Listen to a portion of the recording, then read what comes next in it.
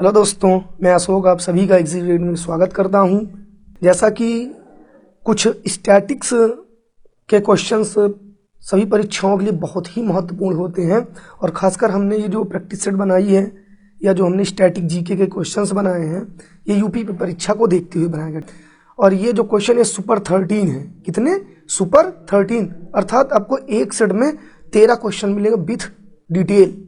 4 option होंगे, हम लोग चारों ऑप्शन की बात करेंगे। फिलहाल तो किसी भी परीक्षा के लिए सबसे महत्वपूर्ण माने जाते हैं। स्टैटिक जीके से आज तक न जाने कहाँ कहाँ कितनी परीक्षाओं में क्वेश्चन पुट अप हुए हैं, तो हम लोग देरी न करते हुए अपने इस सुपर 13 क्वेश्चन को शुरू करते हैं। ओके, तो आइए हम लोग देखते हैं पहला क्वेश्चन। क्वेश्चन पहला कह रहा है कि गांधी जी निम्न में से किस वर्ष दक्षिण अफ्रीका से भारत लौट के आए थे। ओके, तो अब देखो तो बेटा सबसे पहले यहाँ क्वेश्चन ये भी तो उठता है कि गांधी जी दक्षिण अफ्रीका गए कब थे। ठीक, तो देखो यहाँ पे समझना कि गांधी जी दक्षिण अफ्रीका 1893 में गए थे। कब गए थे? 1893 में। क्या करने गए थे? वहां पे अब्दुल्ला यानी इनके दोस्त एक फ्रेंड से अब्दुल्ला उनका मुकदमा लड़ने के लिए गए थे। ठीक, दूसरा पॉइंट बनता है कि जो गांधी जी हैं, गांधी जी का जन्म कब हुआ था? तो 2 अक्टूबर 1869 को पोरबंदर गुजरात। कहाँ पे? गुजरात। और गुजरात के कहाँ पे? काठियावाड़ में हुआ था। गुजरात के कहाँ हुआ था? काठियावाड़ में हुआ था। ओके बेटा, फिर दूसरा पॉइंट यहीं पे एक इंपॉर्टेंट क्वेश्चन हम लोग समझेंगे। 2 अक्टूबर, अब आप लोग बताइए 2 अक्टूबर को कौन सा दिवस मनाया जाता है? तो जो गांधी जी हैं इन्हीं की जयंती को लक्ष्य में। ठीक, तो 2 अक्टूबर को अंतरराष्ट्रीय अहिंसा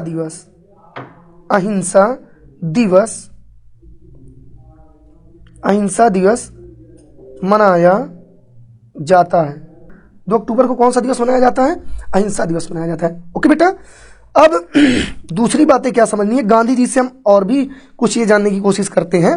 ठीक, तो देखो अब सबसे पहली बात तो इसका जो आंसर होगा वो होगा 9 जनवरी 1915, यानी option B is right. Okay, यानी गांधी जी दक्षिण अफ्रीका से 9 जनवरी 1915 को भारत आए थे। कब आए थे? 9 जनवरी 1915 को। अब यहाँ फिर एक चीज ध्यान देना कि 9 जनवरी 1915 को कौन सा दिवस मनाया जाता है? तो इस दिन प्रवासी भारतीय दिवस मनाया जाता है। कौन सा दिवस मनाया जाता है? प्रवासी भारतीय दिवस मनाया जाता है। ओके बेटा, इतना समझ में आया। दूसरी बात हम क्या समझेंगे गांधी जी से, गांधी जी दक्षिण अफ्रीका गए थे, तीनों कुछ चीजें की थी। तो गांधी जी ने 1894 में, कब? 1894 में दक्षिण अफ्रीका में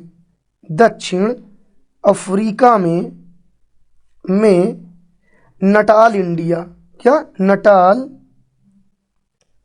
इंडिया कांग्रेस की स्थापना इन्होंने की। गांधी जी ने 1894 में दक्षिण अफ्रीका में किसकी स्थापना की थी? नटाल इंडिया कांग्रेस की। ठीक है, क्यों किया था? क्योंकि जब गांधी जी वहां पे गए थे तो वहां पे काले गोरे का भेद चल रहा था। ठीक है, जिसको समाप्त करने के लिए इन्होंने नटाल इंडिया कांग्रेस की स्थापना कब की थी? तो 1894 में की थी। ठीक है, तीसरा पॉइंट क्या होता है? ओके भैया, ये भी थोड़ा समझने की कोशिश करेंगे गांधी जी से रिलेटेड और चीजें। ठीक, अब गांधी जी ने अगर कहती है गांधी ने भारत में अपना सबसे पहला जन भाषण या जनसभा को कहां पे संबोधित किया था? ठीक, तो गांधी जी सन 1916 में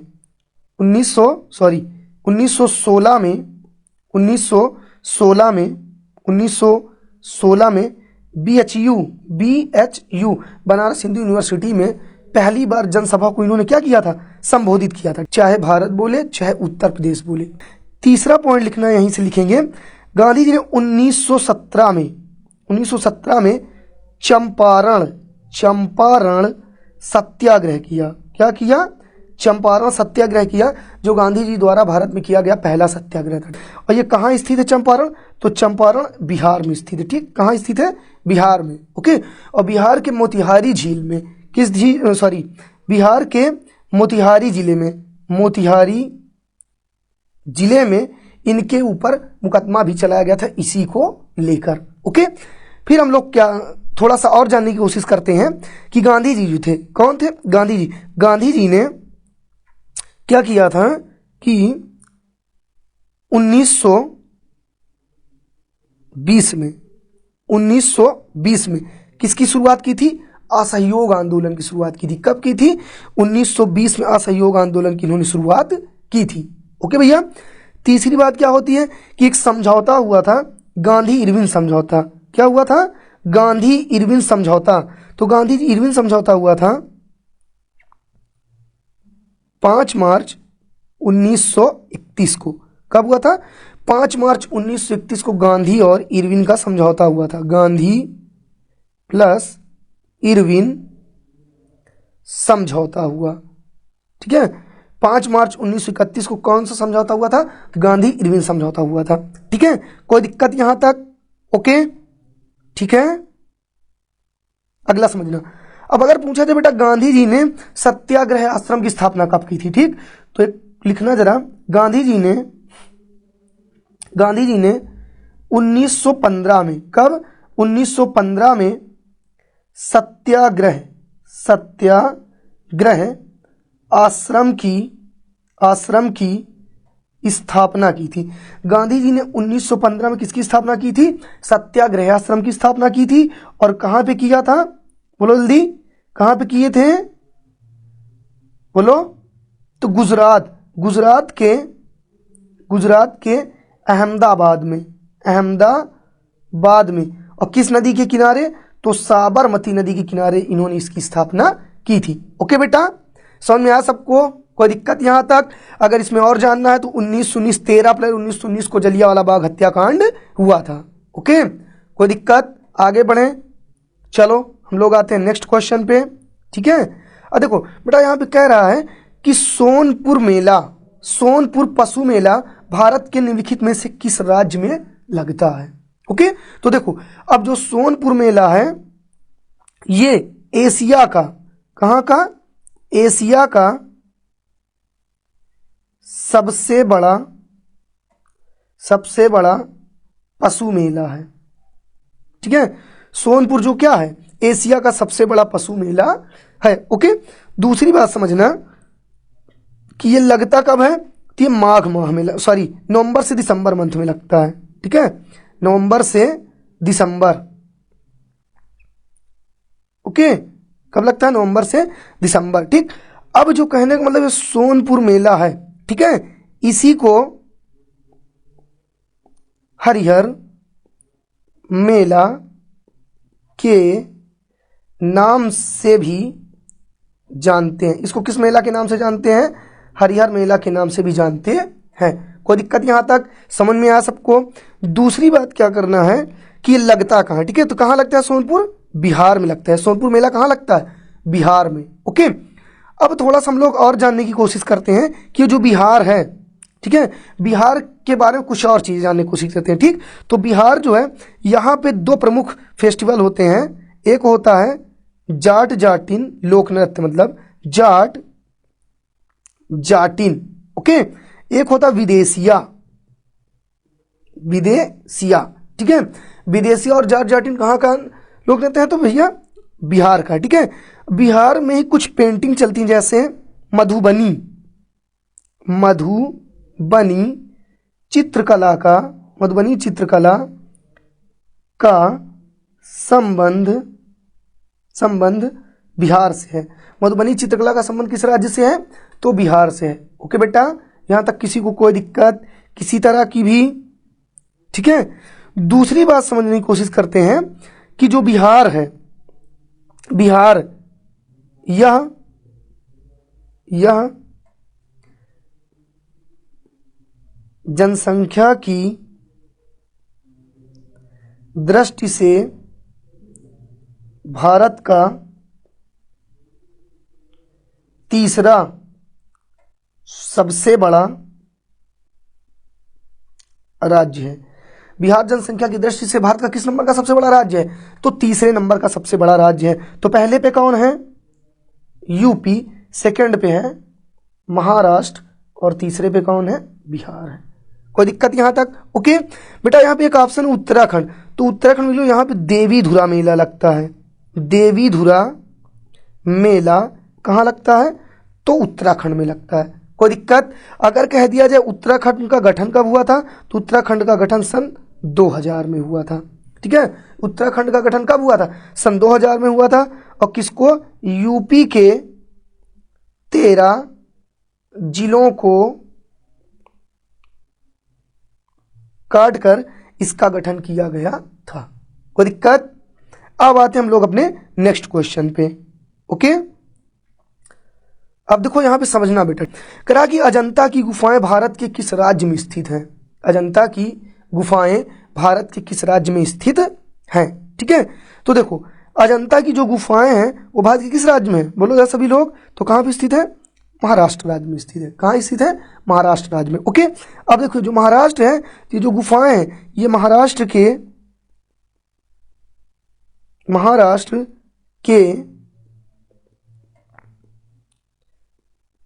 औरंगाबाद जिले में है। कहाँ है? महाराष्ट्र के औरंगाबाद में, जिसका नाम मतलब अभी हाल ही में कर दिया गया है छत्रपति संभाजी महाराज।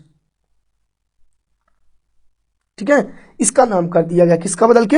औरंगाबाद का। ठीक है, अभी जो औरंगाबाद में जो गुफाएं हैं अजंता की, इसमें कुल कितनी गुफाएं हैं? तो 29 गुफाएं हैं। इसमें कुल 29 गुफाएं। कितनी? 29 गुफाएं। ठीक, अब इन 29 में से 25 गुफाएं पर्यटन स्थल के लिए हैं। किसके लिए? पर्यटन स्थल के लिए। और इनमें से 4 गुफाएं प्रार्थना सभा के लिए हैं। किसके लिए है? प्रार्थना सभा के लिए। यहां तक कोई दिक्कत किसी को? ओके बेटा, थोड़ा और समझने की कोशिश करते हैं। यही महाराष्ट्र के औरंगाबाद में ही एक है आपकी एलोरा की गुफाएं। एलोरा की गुफाएं कहां स्थित हैं? तो यही औरंगाबाद में ही है। औरंगाबाद में ही स्थित है। ओके, एलोरा की गुफाएं कहां स्थित है? तो औरंगाबाद में स्थित है। ठीक, इसमें कुल 34 गुफाएं हैं। कितनी गुफाएं हैं? 34 गुफाएं हैं, जिनमें से 17 गुफाएं हिंदू धर्म से हैं। हिंदू धर्म से संबंधित हैं।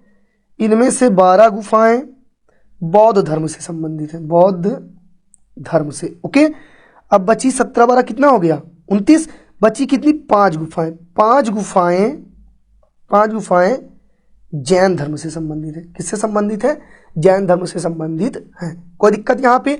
लेकिन यहाँ पे एक चीज ध्यान देना, यहाँ से क्वेश्चन और पुटअप होता है। क्या पुटअप होता है? कि जो एलोरा में 34 गुफाएं, इनमें से 16 नंबर गुफा, कौन सी? 16 नंबर गुफा में कैलाश मंदिर स्थित है। कैलाश मंदिर स्थित है। इसकी 16 नंबर गुफा में कौन सा मंदिर स्थित है? तो कैलाश मंदिर स्थित है। अब बताओ यहां तक कोई दिक्कत किसी को? ओके, चलो आगे बढ़े बेटा। ठीक है, कोई दिक्कत किसी को? ओके, अगला आता हमारा चौथा क्वेश्चन। ठीक है, अब चौथा क्वेश्चन कह रहा है कि नवंबर 2022 में, कब? नवंबर 2022 में प्रधानमंत्री मोदी ने निम्न में से किस स्मारक को राष्ट्रीय स्मारक घोषित किया? ऑप्शन है आपका मूसाबाग, मानगढ़, गोल गुंबज, विरूपाक्ष मंदिर। ठीक है, तो चलो टिक करो, जल्दी देखो आंसर दो सभी लोग। आया? तो देखो बेटा, अब हम इसके बारे में बात करते हैं। ठीक है, तो क्या नवंबर 2022 में पीएम मोदी ने निम्न में से किस स्मारक को राष्ट्रीय स्मारक के रूप में घोषित किया है? ठीक है, तो यहां पे समझना क्या है, देखो अब इन्होंने किसको घोषित किया? तो मानगढ़ को। किसको घोषित किया है? मानगढ़ को घोषित किया। किसे? मानगढ़ को। अब ये जो मानगढ़ है आपका, मानगढ़ राजस्थान के बसवाड़ा जिले में, कहां पे? बसवाड़ा जिले में स्थित है। ठीक है, मानगढ़ कहां स्थित है?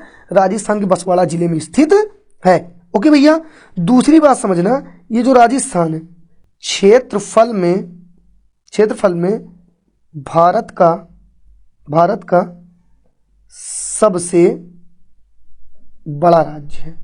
भारत का सबसे बड़ा राज्य, ठीक है, कौन है? राजस्थान। दूसरी बात राजस्थान से क्या आपको लर्न करके रखनी है कि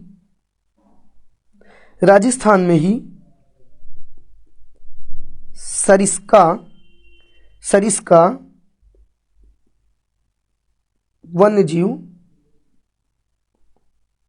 अभ्यारण्य, ठीक है, सरिस्का। फिर यहीं पे सीता माता भी स्थित है, ठीक है। तो इतनी चीजें आपको ध्यान देनी है, ओके भैया। बाकी इसी में अगर कह दिया विरूपाक्ष मंदिर कहाँ है, तो विरूपाक्ष मंदिर ये जो लिखा है, विरूपाक्ष मंदिर आपके कर्नाटक राज्य में स्थित है। विरूपाक्ष मंदिर कहाँ स्थित है? कर्नाटक राज्य में स्थित है। अगला आ जाता है पांचवा क्वेश्चन, ठीक है। पांचवा क्वेश्चन क्या कह रहा है कि चौथी पंचवर्षीय योजना का समय क्या है? चौथी पंचवर्षीय योजना का समय क्या है? ओके, अब देखो ऑप्शन 1951 से 56, 1956 से 61, 1961 से 66, 1969 से 74, ठीक है। तो देखो बेटा, अब जो सबसे पहली बात, तो जो पहली पंचवर्षीय योजना है वह है 51 से 56। पहली पंचवर्षीय योजना कब है? 1951 से 56, ओके। दूसरा क्या है? दूसरी पंचवर्षीय योजना 56 से 61, ये द्वितीय पंचवर्षीय योजना, ये किस पे है? 1956 से 61। तीसरी पंचवर्षीय योजना है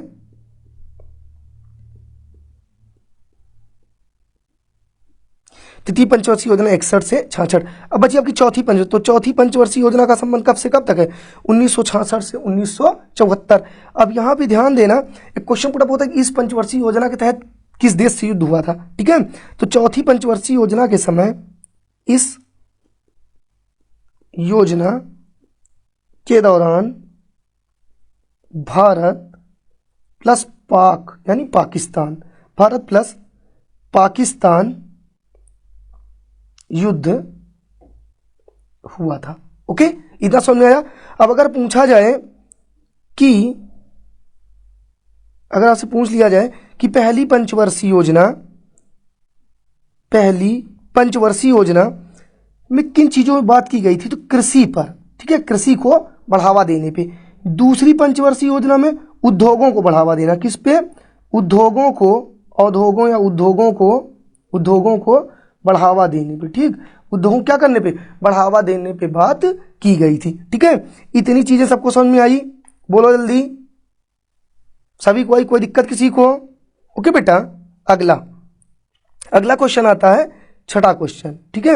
अब छठवां क्वेश्चन कह रहा है कि किस संविधान संशोधन अधिनियम के पारित होने के बाद 6 मौलिक अधिकार हैं। छठवां क्वेश्चन कह रहा है किस संविधान संशोधन अधिनियम के पारित होने के बाद 6 मौलिक अधिकार हैं, ठीक है। तो बताओ सब लोग, क्योंकि पहले यानी संविधान में 7 मौलिक कर्तव्य थे। कितने मौलिक कर्तव्य थे? 7 मौलिक अधिकार, 7 मौलिक अधिकार थे, 7 मौलिक अधिकार थे। कितने मौलिक अधिकार थे? 7। लेकिन आपका एक संविधान संशोधन हुआ था, 44वां संविधान संशोधन 1978। 44वां संविधान संशोधन 1978 के तहत एक मौलिक अधिकार को हटा दिया गया। एक मौलिक अधिकार क्या था? संपत्ति का अधिकार। इसको हटा दिया गया, ठीक है। तो वर्तमान में मौलिक अधिकारों की संख्या कितनी हो गई? 6 हो गई, ठीक है। अब जो संपत्ति का अधिकार है इसको संविधान के अनुच्छेद 300 का में रखा गया है। कहाँ रखा गया है? संविधान के अनुच्छेद 300 का में रखा गया है। यहां तक किसी को कोई दिक्कत? ओके, तो यहां पे फिर आपको क्या चीज ध्यान देनी, अर्थात इसका कौन सा ऑप्शन सही होगा? ऑप्शन नंबर बी, यानी 44वां संविधान संशोधन 1978 के तहत मौलिक अधिकारों की संख्या कितनी कर दी गई? 6 कर दी गई। इससे पहले कितनी थी? तो 7 थी। ओके, तो देखो बच्चे यहाँ समझना क्या है कि मैंने कहा 42वां संविधान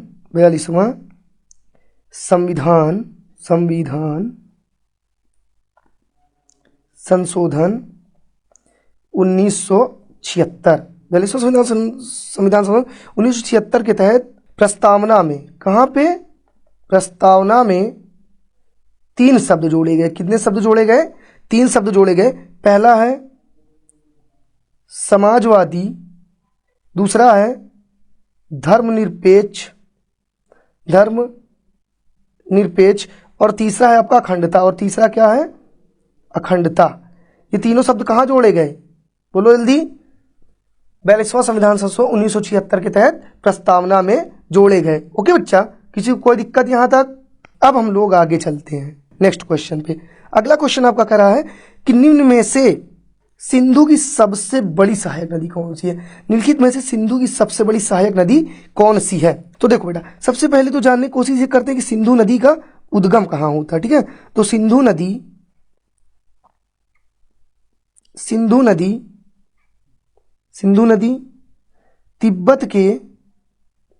तिब्बत के मानसरोवर झील के पास से निकलती है। कहाँ निकलती है?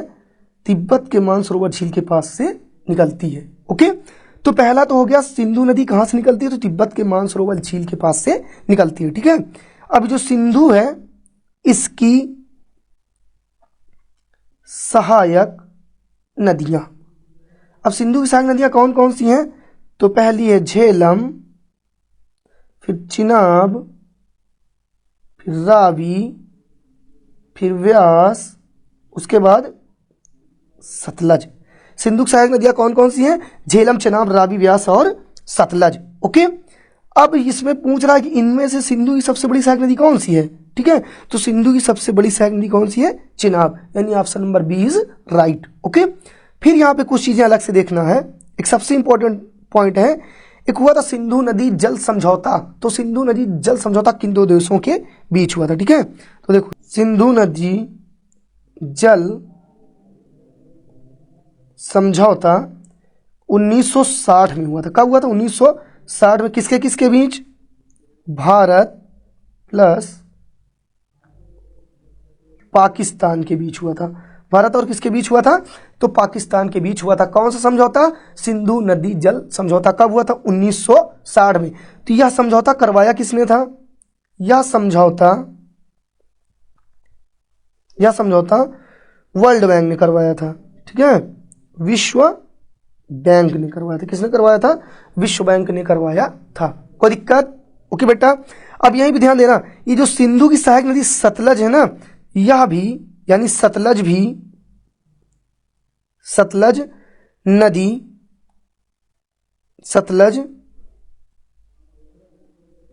नदी भी मानसरोवर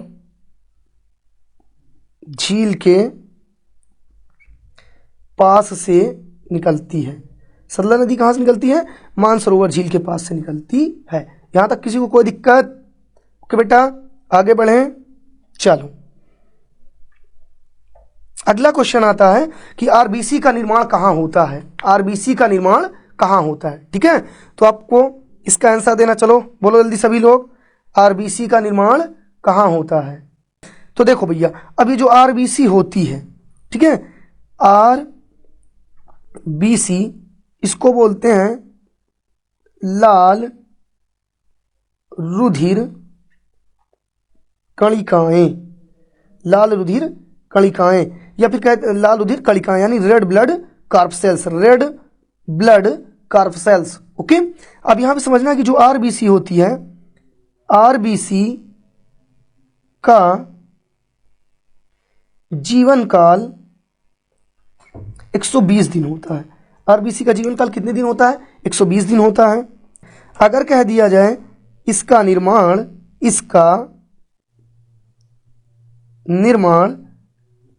अस्थि मज्जा में होता है। अस्थि मज्जा में होता है। अगर कह दिया जाए आरबीसी का निर्माण कहाँ होता है, तो अस्थि मज्जा में होता है। ठीक है। और ये जो आरबीसी है इसकी मृत्यु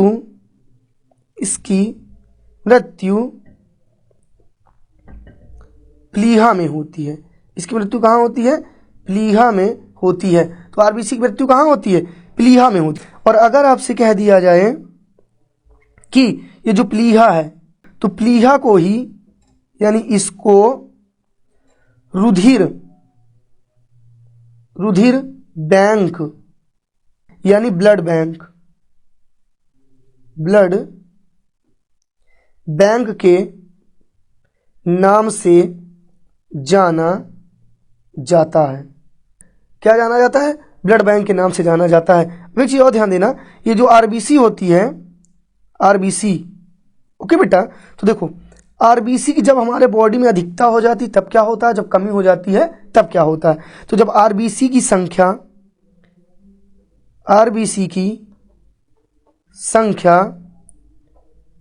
हमारे शरीर में बढ़ जाती है तो एक बीमारी होती है पॉलीसाइथीमिया। एक मिनट, क्या होता है? पॉलीसाइथीमिया हो जाता है। इसमें क्या होता है कि आपकी बॉडी पे रेड रंग के चकत्ते बन जाते हैं, मतलब लाल कलर के क्या हो जाते हैं? धब्बे बन जाते हैं। और जब आरबीसी की कमी हो जाती है, इसकी कमी से एनीमिया क्या हो जाता है? एनीमिया हो जाता है, अर्थात रक्त की कमी हो जाती है। क्या हो जाता है? रक्त की कमी हो जाती है। तो कोई दिक्कत यहां तक? ओके नहीं ना? थोड़ा सा और समझने की कोशिश करते। एक होता है आरबीसी और एक होता है डब्ल्यूबीसी। क्या होता है? डब्ल्यूबीसी। ओके, देखो अब जो डब्ल्यूबीसी होती है इसको बोलते हैं व्हाइट ब्लड कार्पसेल्स। क्या बोलते हैं? White blood corpuscles. ठीक है, यानी श्वेत रुधिर कणिकाएं। क्या होती है? श्वेत रुधिर कणिकाएं। अब इनका जीवन काल जो होता है, जीवन काल 2 से 4 दिन होता है। कितने दिन होता है? 2 से 4 दिन होता है। ओके बेटा, अब इनका जो निर्माण होता है वो कहाँ होता है? बोलो जल्दी। इनका भी निर्माण अस्थि मज्जा में ही होता है। अस्थि मज्जा में होता है। ओके, तो अगर कह दिया जाए क्वेश्चन के अकॉर्डिंग कि आरबीसी का निर्माण कहाँ होता है, तो आप क्या बताओगे? बोन मैरो यानी कि अस्थि मज्जा में होता है। यानी option number C is right. कोई दिक्कत यहां तक? ओके, आगे चलते। अब कह रहा कि पालक में, कहां पे? पालक। कह रहा पालक में कौन सा अम्ल पाया जाता है? ओके बेटा, पालक में कौन सा अम्ल पाया जाता है? तो देखो, अब जैसे हो गया सबसे पहले सिरका। सिरके में एसिटिक अम्ल होता है। कौन सा अम्ल? एसिटिक अम्ल होता है। ठीक, फिर होता है टमाटर कमा पालक, इन दोनों में ऑक्जेलिक अम्ल होता है। ऑक्जेलिक अम्ल होता है। पालक में कौन सा अम्ल होता है? ऑक्जेलिक अम्ल होता है। ठीक, एक होता है नारियल में लॉरिक अम्ल होता है। कौन सा अम्ल होता है? लॉरिक अम्ल होता है। फिर होता है नींबू में, ये क्वेश्चन पुटअप हुआ है कई बार परीक्षाओं में, सिट्रिक अम्ल होता है। सिट्रिक अम्ल कौन सा अम्ल होता है? सिट्रिक अम्ल होता है। फिर आपका आता है कह रहा कि पालक, तो पालक में कौन सा अम्ल भी मैंने बताया आपको? ऑक्जेलिक अम्ल होता है। ओके, कोई दिक्कत यहां तक? यानी कि 9 का ऑप्शन नंबर बी सही है, यानी option number B is right. अब यहां पे देखो एक लिखा लैक्टिक अम्ल, तो लैक्टिक अम्ल दूध एवं दही। लैक्टिक अम्ल कहाँ होता है? दूध और दही दोनों में होता है। यहाँ पे लिखा मैलिक अम्ल, मैलिक अम्ल ये कहाँ होता है? ये सेब में होता है, सेब में होता है। कोई दिक्कत? एसिटिक अम्ल मैंने आपको बता दिया कहाँ पाया जाता है, तो सिरके में पाया जाता है। कोई दिक्कत यहाँ तक किसी को? ओके, यानी 9 का कौन सा ऑप्शन सही होगा? बी। अब आते हैं क्वेश्चन नंबर नेक्स्ट पे, क्वेश्चन नंबर 10 पे आते हैं। क्वेश्चन नंबर 10 कह रहा है कि कथक किस राज्य का शास्त्रीय नृत्य है? चलो बोलो जल्दी, सभी लोग जवाब दें। कथक किस राज्य का शास्त्रीय नृत्य है? ओके, तो देखो बेटा, भारत में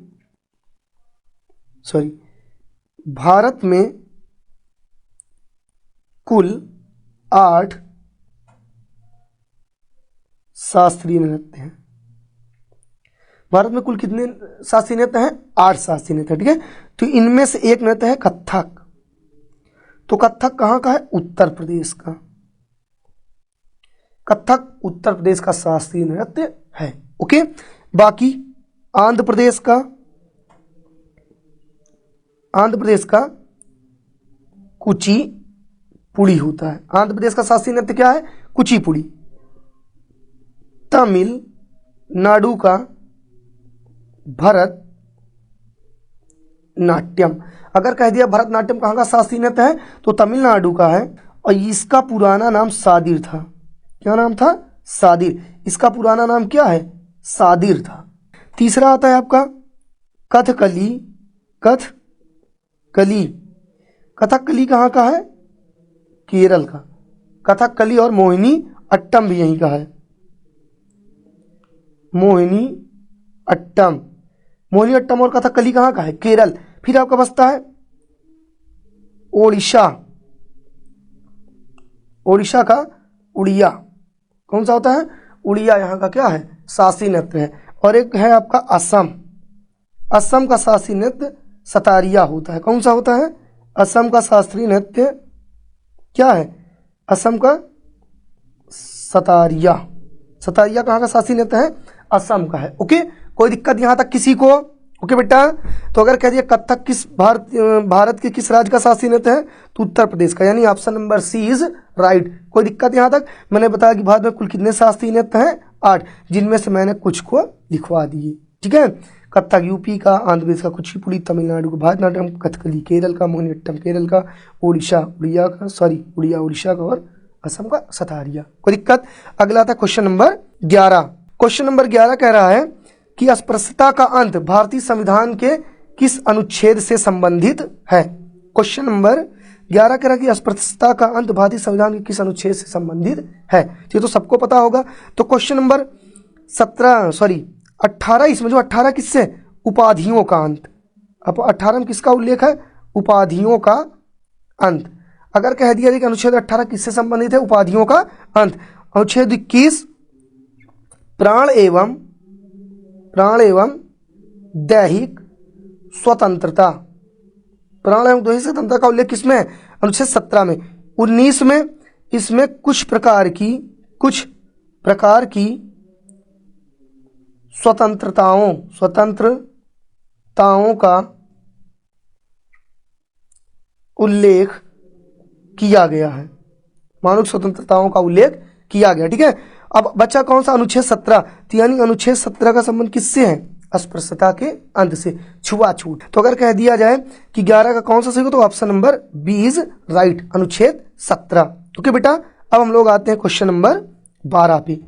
क्वेश्चन नंबर 12, तो क्वेश्चन नंबर 12 कह रहा है कि भारत में औद्योगिक नीति संकल्प पहली बार किस वर्ष पारित किया गया था? ओके, तो देखो यहाँ पे कह रहा है भारत में औद्योगिक नीति संकल्प पहली बार किस वर्ष में पारित किया गया था, ठीक है। तो भारत में औद्योगिक संकल्प नीति पहली बार 1948 में पारित किया गया था। कब किया गया था? 1948 में, यानी कि इसको पहली बार 1948 में पारित किया गया था। और अगर कह दिया दूसरी बार, तो दूसरी बार या 1956 में पारित किया गया। दूसरी बार 1956 1956 में पारित किया गया था। कोई दिक्कत यहां तक किसी को? ओके, चलो अब क्वेश्चन नंबर आता है 13, अर्थात हमारे सुपर 30 का लास्ट क्वेश्चन। और जैसा कि बच्चा मैंने आपको शुरू में ही बता दिया कि ये सारे क्वेश्चन किसी भी परीक्षाओं के लिए सबसे ज्यादा इंपॉर्टेंट हैं, अर्थात सबसे ज्यादा यूपीपी के लिए इंपॉर्टेंट, ठीक है। और हर टाइप से इसीलिए क्वेश्चन उठाया गया। तो अगर वीडियो पसंद आए, अगर क्वेश्चन सही लगे तो वीडियो को लाइक और कमेंट जरूर करें और चैनल को सब्सक्राइब करें। ओके बेटा, तो देखो क्वेश्चन नंबर 13 कह रहा है कि भारत में किस खिलाड़ी को लाइटनिंग किंग के नाम से जाना जाता है? किसके नाम से? लाइटनिंग किंग के नाम से जाना जाता है। तो पहले हम इसके कुछ अन्य ऑप्शन पे बात करते हैं। जैसे राहुल द्रविड़ को द वॉल कहा जाता है। क्या कहा जाता है? द वॉल, यानी भारत की दीवार भी इनको बोल सकते हैं। ओके, मिल्खा सिंह को फ्लाइंग सिख के नाम से जाना जाता है। मिल्खा सिंह को क्या कहा जाता है? फ्लाइंग सिख। अब बच्चे हरभजन सिंह को टर्मिनेटर, किसके नाम से? टर्मिनेटर के नाम से जाना जाता है। ओके, तो अगर कह दिया भारत में लाइटनिंग किंग के नाम से किसे जाना जाता है, तो आपके विश्वनाथन आनंद को। किसको जाना जाता है? विश्वनाथन आनंद को। तो जो विश्वनाथन आनंद, इनका संबंध है शतरंज से। किससे संबंधित है? शतरंज से। राहुल द्रविड़ किससे हैं? क्रिकेट से हैं। हरभजन सिंह किससे हैं? क्रिकेट से हैं। ओके, और मिल्खा सिंह आपके धावक हैं ये, ठीक है। ये क्या है? धावक हैं। तो कोई दिक्कत यहां तक किसी को? ओके, अब अगर यहीं पे और कुछ जैसे ले लिया जाए, पायोली एक्सप्रेस